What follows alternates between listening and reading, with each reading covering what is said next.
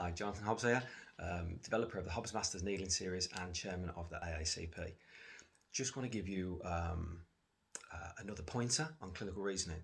Now, a lot of you have done acupuncture in the past, may have done an AACP course, may have trained with me, and you've been given lots of different points and lots of different ways of using these perhaps.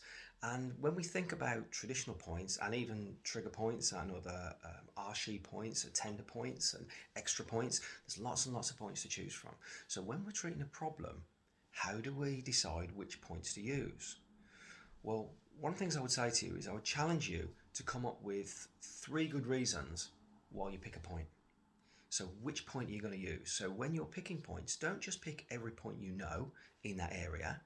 Try and rationalise a little bit more and think about 3 good reasons. So we've got a primary reason, a secondary reason and a tertiary reason. So that primary reason, you want to come from an idea of that pathophysiology of the problem versus the mechanisms. So we're thinking about anatomy, we're thinking about physiology. Where are we locating that point? What are we trying to achieve? Your second reason, I would also try and fit that somewhere in anatomy and physiology. Which response am I going to get? Am I looking for a local effect? Is this a segmental effect? Am I looking for central responses here? Why am I applying that point? And then your third reason, well, for that, you can step a little bit outside of the anatomy and physiology if you want. And I would ask you to keep an open mind and have a look at more perhaps traditional ideas.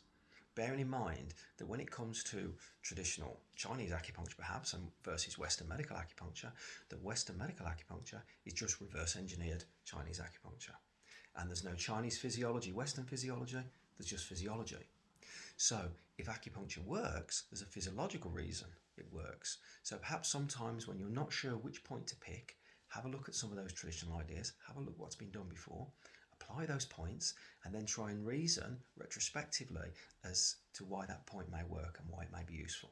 So remember, when you're putting points in, don't just put in everything you know, try and come up with 3 good reasons.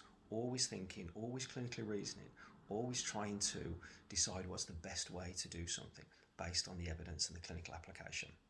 We'll talk more about clinical reasoning soon. I look forward to speaking to you then. You take care.